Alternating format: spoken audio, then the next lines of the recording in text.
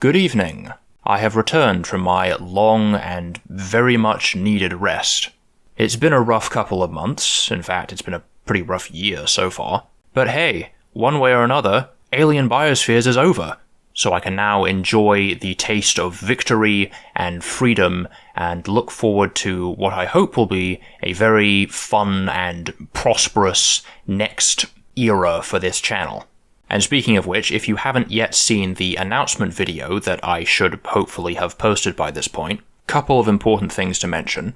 Number one, this video that you're watching right now is in all likelihood going to be one of the last episodes of Conlang Case Study to be uploaded to this channel. Because the tentative plan at the moment is to make a second channel for more informal or just generally unscripted videos. Basically a place where I can post videos without the algorithm complaining that I'm not getting big enough numbers. So if and or when the second channel goes live, I will notify you somehow. I'll either make a community post or mention it in another video. I don't know, one way or another there will be an announcement somewhere, so keep your eyes peeled for that. Also, I'm going to be doing another Q&A just as a way of sort of easing back into video making and to catch up with my audience. So if you have any questions, go to that announcement video and leave them in the comments, and I might answer them in an upcoming video. So with all that out of the way, I think it's high time that we thank the patrons once again for sticking with me through thick and thin through these many long years. And now we can return to the business of conlanging. So I have to confess that I had to do a little bit of work to sort of reacquaint myself with this language, since it's been 7-8 months since the last episode, and I ended up kind of accidentally making a little bit of progress off air. So first of all, this kind of random thing, I was thinking about our comparative constructions, and I'm totally fine and happy with the way they work.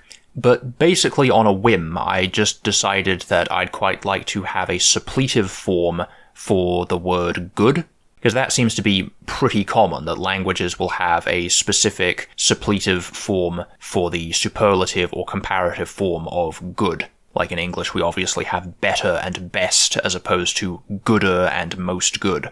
So our word for good is minru manra minri, but for the superlative, basically just the form that means best, I just decided to come up with this new word nyhe, which just comes from an old word that means summit, or peak, or zenith, and I think it's pretty obvious how that could turn into a word for best. Like, even in English, if we describe something as peak, that means it's very good.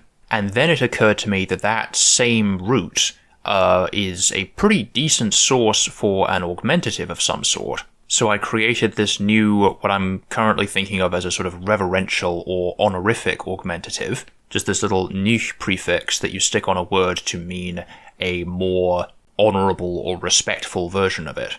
The closest English equivalent I can think of is like grand, or just great, I guess, or even arch, like archmage. So that was just a random sort of spur-of-the-moment thought I had. But now, returning to where we actually left off, you'll recall that last time we were working out intensives, and the way we'd planned to do that was by creating adjectives that mean heavy and light, and then turning them into adverbs to get words that mean very much and very little, respectively. So if you want to say the house is very big, you would literally say the house is heavily big. Or if you want to say the house is a little bit big, you would say the house is lightly big. And I was trying to settle on some forms last time as well. I'm pretty sure I was messing around with these two, so our intensive and de-intensive, I guess it would be called, would be haida and iskud, and those were okay, but I was messing around with this protoform hari, and the declension for it was just a real mess, just because that uvula stop disappears very early on, and it very quickly just becomes a whole tangle of vowels that I really don't know how to handle. And fiddling around with it a bit more, I eventually just came up with these forms, which in the modern language would give us nahrad and koido. And I quite like the sound of both of those. And it's kind of arbitrary which one we choose for which, but I think I'm going to go with nahrad as the intensive and koido as the de-intensive. So if you want to intensify an adjective, all you have to do is just stick one of these in front of it. And I was kind of debating about the idea of verbs having a separate intensive strategy, like how in English you can say, like, the house is very big, but you can't say the man is very running. You can say, like, the man is very much running, or you can say the man is really running, but there are languages that have separate intensive verb forms, which I am generally a very big fan of.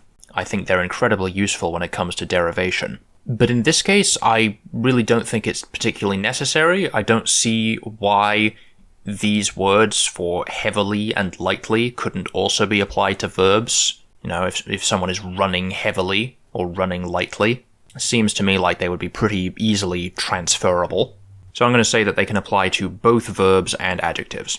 But then there's the issue of the negative intensive. Because if you remember, I had this idea where I want a word that specifically means very much not.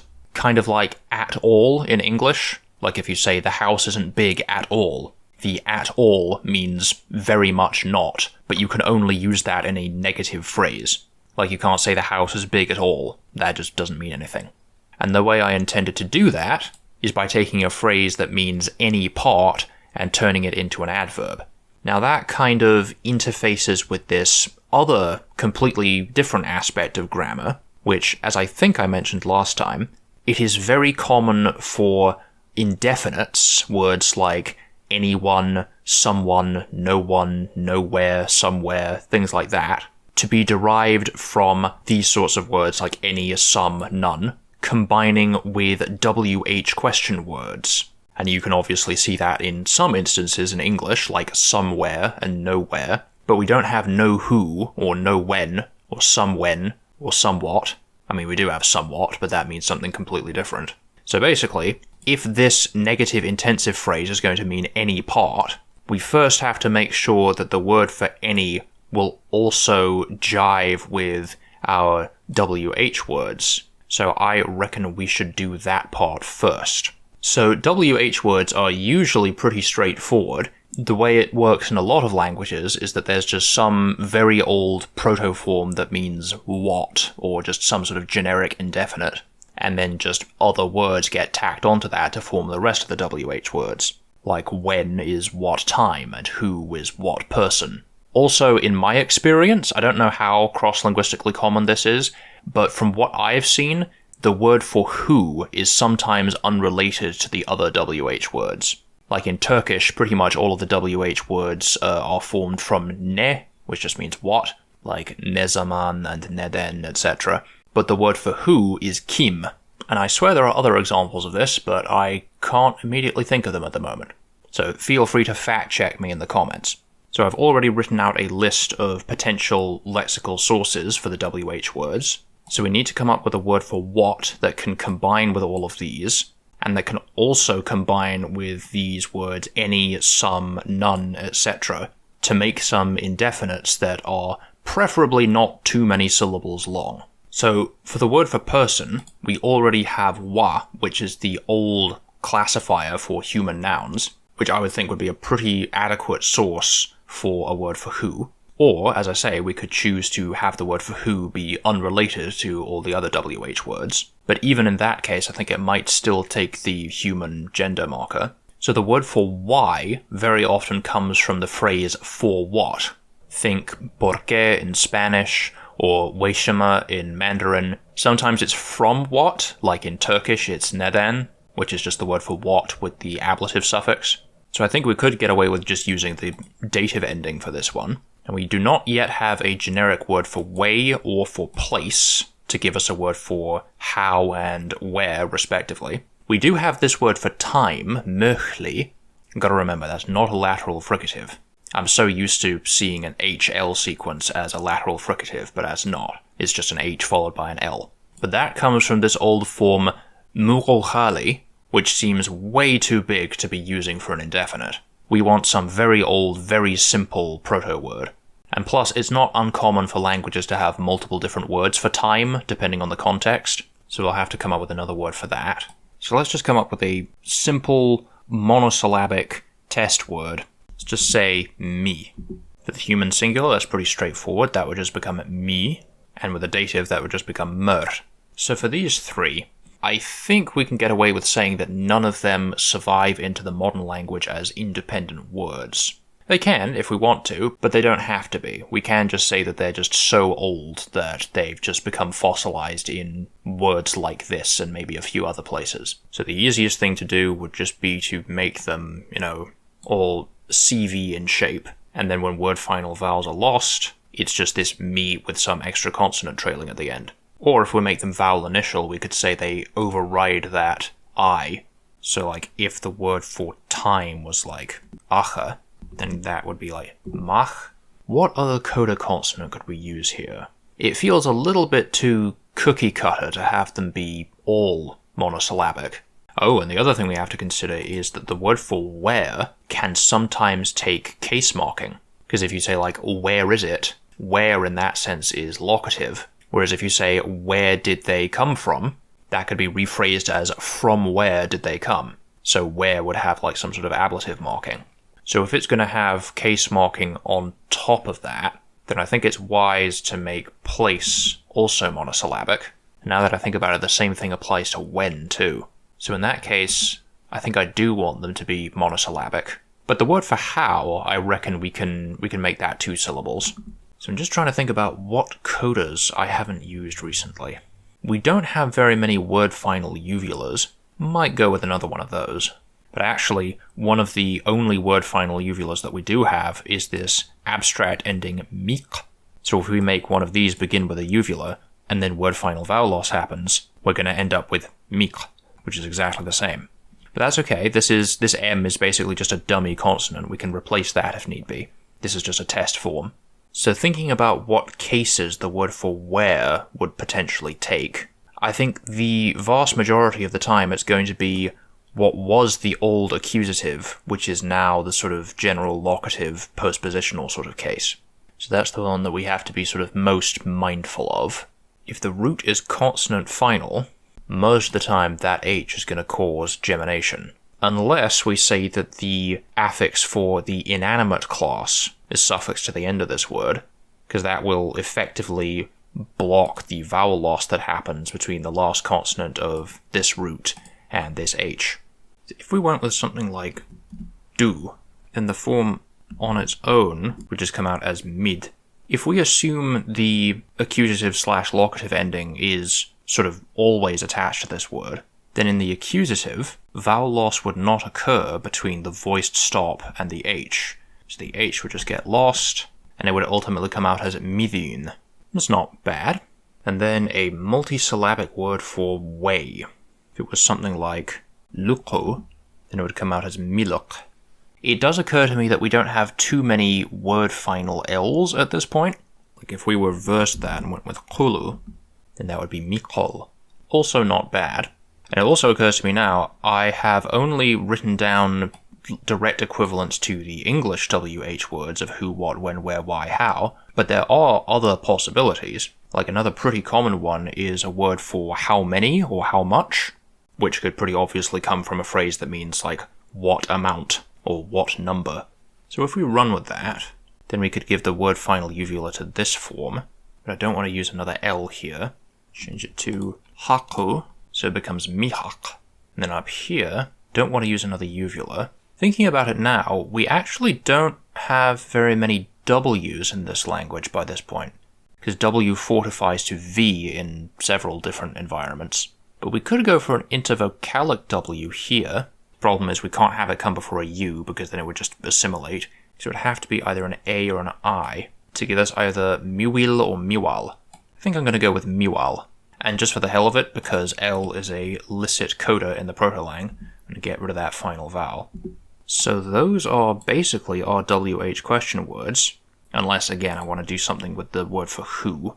Honestly, I think that's okay for now. I just chose M as just a random initial consonant. Totally change that later if need be. Because now we combine them with these words, any, some, and none. So I'd already roughed in using this word chata for the prefix for some, which you'll remember is this root that gives rise to the impersonal passive forms of our auxiliary. We'd already said it's some old word that meant something along the lines of someone or something, so it seems pretty much unavoidable that we have to use that root for these indefinites. And then for nowhere, no one, etc., we could just use the general negative prefix, or we could use the negative existential copula. So we'll start with these since we already have forms for them. So using the u prefix, that would just result in negation in the typical fashion. So you'd have yumi, yumu, yumach, yumidun, yumual, yumur, and yumihak. All very straightforward. And I guess we could use the negative existential copula, but right now that strikes me as unnecessary. So that kind of takes care of itself. Now for the chata form, the easiest thing to do would just be to see that that T gets skipped over. But depending on what consonant we choose to have these forms start with, because remember the M was just kind of provisional, we could do something a little bit more interesting than that. Since this is a nasal, we could say that vowel loss between the T and the M ultimately ends up as just a geminate nasal. Also, I think these would prefix on early enough that umlaut would take effect. So it wouldn't be hammi, it would be himmi. I'm not actually sure gemination is necessary. Just running through these quickly.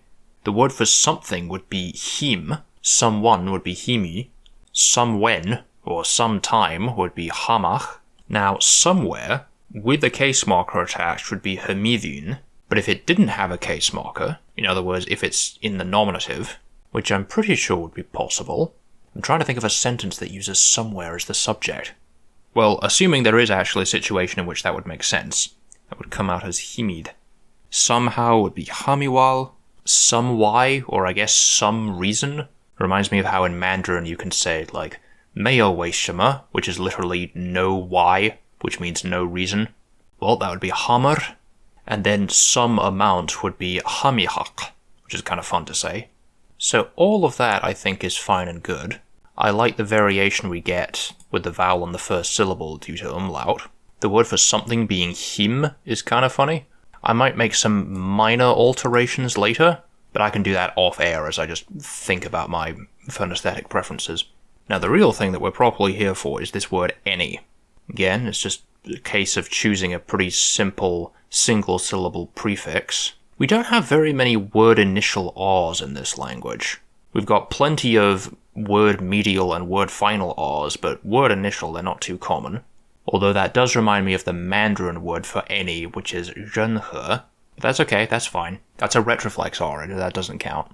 So if we do something like ri, or actually, if we want to do something a little bit more fun, we could use a voiced palatal stop, because that causes the following vowel to front, and then it later turns into a z, which then just roticizes. I'm actually going to try both of those and then compare the results. I mean, I don't really have any strong preferences either way. I guess I'm leaning slightly towards these ones, but I'm not sure I like how the vowel harmony is affecting the root here. I mean, we could say that it actually works the other way, that this is being analyzed as a sort of prefix, and therefore that's the vowel that changes. In fact, let me try that really quickly. Yeah, I think I'm slightly more comfortable with those. Again, I like the variation in the vowel in the initial syllable. Yeah, I think I'm going to go with those ones then. Okay, I will make this table look much nicer later, but for now I want to return to this issue of the negative intensive, because we know the word for any and we know what our adverbial suffix is. So the only question remaining is what is the word for part? Now on one hand, we don't really have to worry about brevity for this one, because it's not going to be used all that often, and in general intensives can afford to be longer. If you think of words like completely and totally, their length sort of lends weight to their intensive sense. In fact, you can prosodically make them longer to emphasize them, like the difference between a very big house versus a very big house. You can get across a greater degree of intensity just by lengthening it. But we don't want the word for part to be too long, because it's a pretty simple concept, and I'm pretty sure it's going to crop up in various other places. This might be a chance to reuse some of these forms up here. Like it could be like rihaida. Well, then vowel harmony would kick in, and we could justify it either spreading progressively from the ru prefix, so it would become riheide, or spreading regressively from the haida, so it would be rhaida. Again, I kind of want to get away from using too many A's. If we say that H actually used to be a pharyngeal, and then the following vowel was a U, then that would cause vowel lowering, so then it would either be rhaide or rhoido. Actually, I don't think I want to do that because we already have koido, and that would be too similar. I guess we should consider how transparent we want it to be. Like, should it be obviously derived from a phrase that means any part? Or should they have collapsed and melded together over time? I think I prefer the latter option, because with the former, that's really not too different from English or plenty of other languages. I like the idea that this is seen as a specific negative intensive. So then that behooves us to choose a form that can undergo some degree of phonological erosion. If we went with something like hun, the u would lower, and I think for the sake of consistency we would have to say that the vowel harmony applies regressively, and that u in the initial syllable lowers to an Now that could just stay as rehondo. Now if we wanted it to be less transparent, we could say that the h disappears, and then I'm pretty sure that the stressed o would just supersede the preceding u, and it would just become rondo, or rondo with a long vowel. The only problem is that completely by coincidence we have this other word, jorondo, that means totally or completely, so a negative intensive and a positive intensive would end up looking remarkably similar to each other. And that's a little bit too serendipitous for my liking. I guess it could just shorten up to rinde. Yeah, I think that works well enough. Yeah, I think we can stick with that for now. So that is basically everything that I wanted to cover today, and I am coming up on time, but I think I'm going to go a little bit longer today, just because it has been so long. And there is one other thing I want to talk about, because I realized at some point, it's amazing how far we've got in this language without mentioning demonstratives even once. So we should probably sort those out sooner rather than later. And I don't think there's any need to do anything too extravagant with demonstratives. Just a typical 2- or 3-way distinction should do just fine. In fact, I might go ahead and employ a little trick I sometimes use, because I always prefer it when the independent pronouns don't overly resemble their bound forms when they become person markers on verbs. And a pretty easy way of doing that is to say that the modern third-person pronouns come from demonstratives. It happens all the time. So what I'm immediately thinking is that in the older form of this language there used to be a 3-way demonstrative distinction, but then one set of demonstratives became the new set of third-person pronouns. Let's just say for the sake of argument that it was the proximals, and then say the medials became the new proximals, and then it just became a standard 2-way system. Okay, so once again, we need to come up with some sort of simple, probably monosyllabic form that's going to serve as our proto-demonstratives. We've got to keep in mind the gender suffixes. Ideally, we want the demonstratives to look different for each of the genders, so that kind of limits the forms we can use to some degree. I kind of want some more diphthongs. If we say the root ends in an A, then in the human singular it would take a W, but then in the animate singular, it would initially take the ro ending, but then that would lower and the velar stop would drop out, so it would eventually just also go to the same diphthong. Which isn't necessarily a problem, because I have always thought of the human and animate classes as kind of being in the process of merging, or at least looking more similar to each other than either of them do to the inanimate. I kind of want the inanimate to be the weird class. And in that case we can justify the inanimate ending in I, which is also a diphthong, which is good. I'm feeling an initial V. Like vau is a good word for this or that. So let's see if we can make that work. Of course, I am mindful that that's how the old pronoun for the human singular class would ultimately end up in the modern lang, so I prefer to use the vau form for what will either become the proximal or distal in the modern language. I have also just realized that vai is also form 1 of the human singular auxiliary, so it would be kind of confusing if that was also the inanimate word for this. Well, in order to get a modern form vau, that means the proto-demonstrative would have to have been wa, which is identical to the human singular marker. So we could potentially say that the demonstrative actually started out its life as a word for, like, person. That's not impossible. Or we could say that there was a long vowel there. Or it was actually something longer like wahi or something. I think to get vowel it would actually have to be like waha. Okay, let's just go ahead and try that. In the nominative, that all checks out except for, again, this form in the inanimate. The only thing I can think of to address that would be to say that the diphthong just reduces at some point to a monophthong. So we end up with like V. I guess that works. Okay, let's keep going. So far the pattern is holding that the human singular and animate singular look identical in both the nominative and the accusative. It's here in the locative that we get our first difference between the human singular and animate singular. Okay, if I'm not mistaken, those would be our final forms. And with the exception of what exactly to do with these V/Vi forms, and maybe shortening up a couple of these, maybe getting rid of those geminates or reducing the long vowel, I think that's actually pretty good. I just wrote this in the proximal section, basically just by happenstance, but yeah, I'm fine with this being the proximal form, I think. So then there's the distal, and then there's the old proximal, which became the new third-person pronouns. What other forms do I like? I'm trying to think of other initial consonants that I could use. All of these third-person forms are going to begin with the same consonant. I don't want another just basic CV form. I don't want another diphthong. If we try going with a consonant that triggers a low vowel, like say, tu, and then give that a coda, then what's a decent word final coda to have? I think I might go with another word final H. If we make the final vowel an U, then the W in the human class marker will just blend into it, and then that vowel would later be lost. So in the human singular that would be... Of course, as soon as I write that, I realize that both phonologically and orthographically, it is a little bit similar to this and that. Now, a lot of those Germanic demonstratives that begin with T and D, but that's not a problem if we make this the demonstrative that becomes the new third-person pronoun. So let's try that. Okay, so I just went ahead and blazed through all of those, and there are several instances in which I want to delete that H. Some of these are kind of long.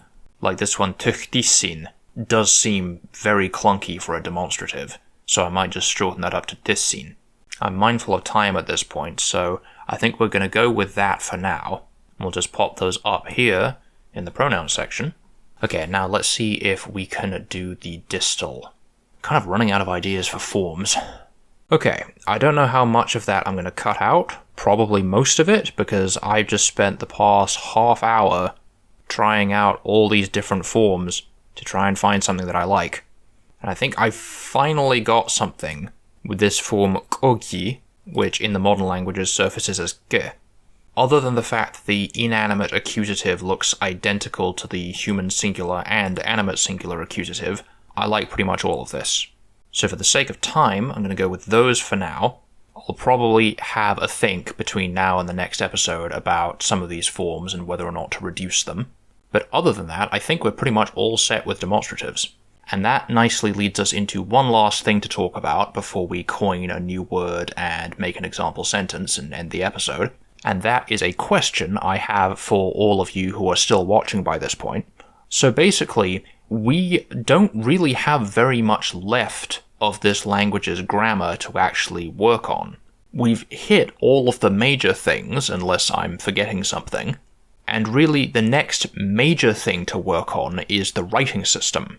So basically my question to all of you is, do you want to spend a couple more episodes just going through some of the finer points of grammar, doing things like maybe color terms or numerals, and some of the more nitty-gritty aspects of like subordination and clause chaining and things like that? Or are you content with what we've done, like you get the picture already, and you want to just jump straight to the writing system? So do let me know in the comments below, because honestly, we're really not that far off from just finishing this language, or at least complete enough that I would feel ready to make a Conlang showcase video for it. So that's something to look forward to. Anyway, as I say, let's finish off this episode by coining a new word and making an example sentence. So if I remember correctly, we were primarily concerned with coining new adjectives at this point. One pretty simple and useful adjective we could have is a word for new, and then if we apply the adverbial suffix to that, we would get a word that literally means newly, but that could also double as our word for again, much like how in Italian you have di nuovo. And looking through the list of potential forms here, I do actually quite like these ones, varha and varka. I think I'm going to go with varka because I'm mindful of the fact that if we went for varha and then added the d adverbial suffix, then the word for again would be varhad, which sounds vaguely similar to nahrad, which is the word that we've just coined. So just for the sake of variety, let's go with varka. But then we have to consider the class endings.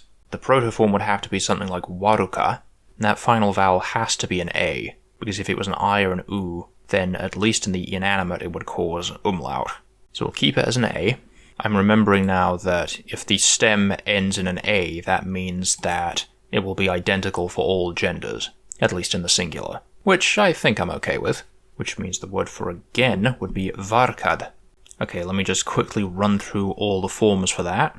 Okay, and I think those would be our final forms. As expected, the human and animate are identical in the singular and the dual, but they're different in the plural, and then the inanimate is off doing its own thing. Excellent, and then the last order of business, an example sentence. So we've got to use our intensives, obviously, so very, little bit, and not at all. We've got to use a demonstrative, and we can use one of our indefinites. What verb should we use? It's only just occurred to me that I think I haven't made an episode since last Lexember, so there's a whole bunch of new words here that we haven't used yet. I kind of want to use this word irnithau, just because I kind of like it. It means a symbol that's been etched into rock, and it comes from the verb dawa, which means to engrave, which in the modern language has become the new word that means to instill, or to engender, or to practice. Because when you're practicing something, you are engraving it into yourself. So there's a petroglyph involved, but what is the petroglyph doing? Maybe someone's correcting the petroglyph. Like the person who carved the petroglyph made a mistake, so someone needs to fix it. The petroglyph is almost certainly going to be the object. Someone fixed the petroglyph. In fact, we'll make it this petroglyph. How about we make it an old petroglyph, just for the sake of using an adjective? And then for our intensive, we can go a very old petroglyph. And then someone fixed up the very old petroglyph a little bit. They just kind of touched it up a bit. But I want to throw in another clause. So what's another verb that would make sense here? I want it to be in the negative so that we can use our negative intensive. Could use the word for to sharpen. So it could be like, having not sharpened the stone at all, someone fixed this very old petroglyph a little bit. So it's like someone came across a very old petroglyph and they thought that they would try and fix it, but the stone that they were using to try and correct the petroglyph was too blunt, so as they were trying to correct it, it only kind of worked and they only fixed it a little bit. Kind of makes some sense. In fact, do we have a word for only? We do have a word for only. Excellent. So let's use that. Okay, and last thing, what tense are we going to use? I mean, this seems very past tense to me. I get the impression that the speaker has just come across this. It's got a resultative kind of feeling to it. Let's just do a plain old perfect, why not? So first of all, let's tackle this first clause, having not sharpened the stone at all. So that will be the third principal part of the verb sharpen, the perfective converb. So ordinarily the negative prefix would be u, but since this word begins with a long e, I don't actually know how that would resolve. I guess it would just merge into an E, but then through vowel harmony it would back to So we'll just go with that. So that's having not sharpened. The word for stone is irni, and I'm pretty certain that the accusative would just be irnis. And then the word for not at all is rinda. So that's the first clause. Now we need the word for someone in the nominative, which is himi. I'm going to choose to put that before this converb clause.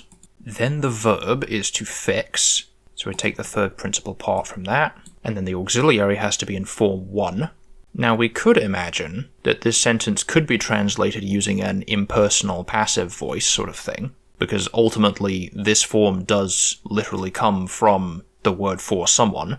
But in this case, I think we're putting a little bit more focus on someone, so I guess it would be the human singular. So the auxiliary would be vai. So they fixed it only a little bit.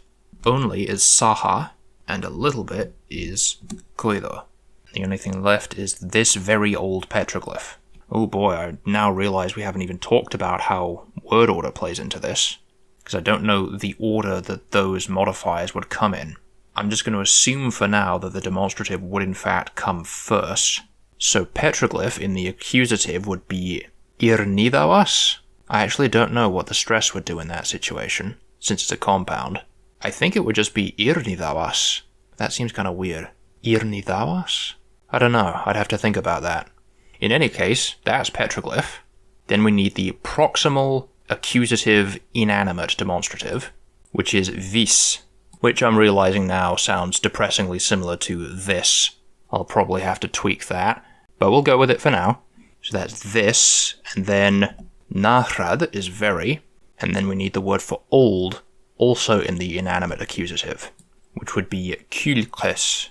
Okay, I'm actually coming back from the future to re-record this part because it occurred to me that this sentence is absolutely begging for an inferential evidential. Because to me, it very strongly gives the vibe of someone coming across this and piecing it together from available evidence. So I just went ahead and threw the had inferential suffix on the auxiliary, so that would mean that our final sentence would be Himu irnis ründe jöluskas vai had vis nahrad kulkus irnidawa sahakoido makasse. Okay, so that'll be it for this episode. I've got a few things I need to go away and think about. As I say, do let me know in the comments below if you think we're ready to just jump straight into the writing system, or if you think there are a few other points of grammar that need to be resolved first. Other than that, remember to keep an eye out for updates about the potential second channel and whether or not this series is being moved there. Feel free to ask me questions for the Q&A video, and beyond that, I hope to see you in the not too distant future. Thank you for watching.